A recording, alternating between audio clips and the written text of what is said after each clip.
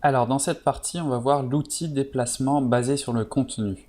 Alors cet outil, c'est un outil très pratique dans des cas comme celui que j'ai ici, où on a par exemple une personne sur un fond assez uniforme. Et donc cet outil, ça va nous permettre de déplacer ou de dupliquer des éléments de notre image. Donc le premier mode déplacer ici va nous permettre de déplacer des éléments. On a encore une fois l'option pour échantillonner tous les calques ou seulement le calque actif. Vu que je n'ai qu'un seul calque ici, je vais laisser cette case décochée. Et ici, on a deux options, structure et couleur. La première option, structure, ça va permettre de définir le degré de similitude entre la sélection qu'on va avoir et les motifs existants de l'image. Donc si je le mets à 1, ça va être assez faible. Si je le mets à 7, par exemple, qui est le maximum, il va essayer de mélanger notre sélection avec les éléments de l'image alentour. Donc là, je vais le mettre par exemple à 5. Et la couleur, donc c'est la même chose avec la couleur, c'est à quel point il va essayer de mélanger les couleurs de notre sélection d'origine avec là où on va déplacer notre sélection. Donc pour vous montrer, je vais commencer par sélectionner le contour de la personne ici, donc assez grossièrement. Et je vais cliquer et glisser pour déplacer l'enfant ici. Alors c'est pas grave si c'est toujours au-dessus de l'image d'origine. Vous pouvez le mettre en superposition et il va quand même essayer de faire le calcul.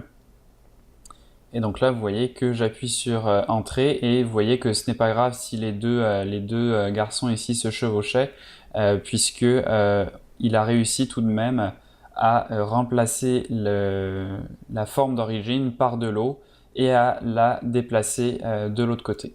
Donc là, vous voyez qu'on vient facilement de déplacer la personne un peu vers la gauche sans qu'on s'en rende compte.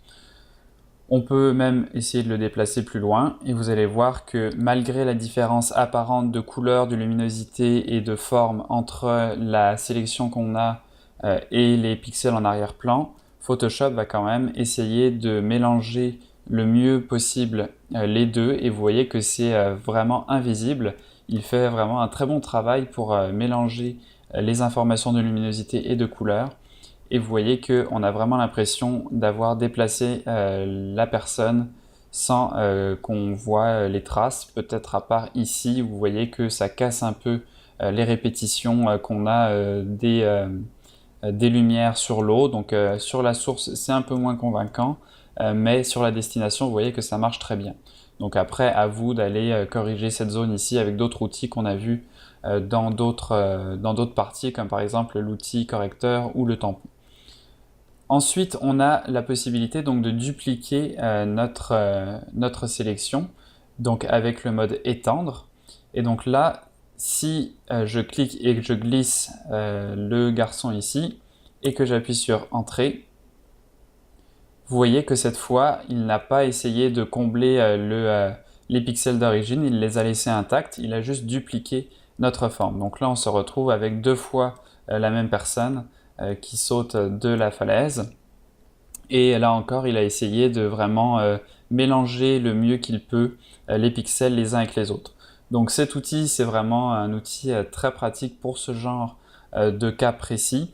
Dans d'autres cas, ça va être un peu moins utile.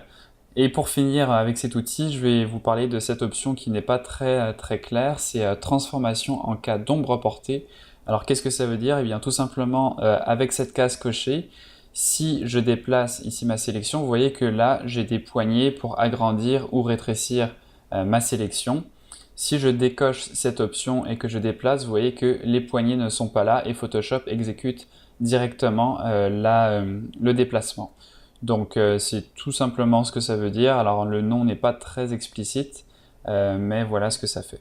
Donc voilà pour cet outil déplacement basé sur le contenu.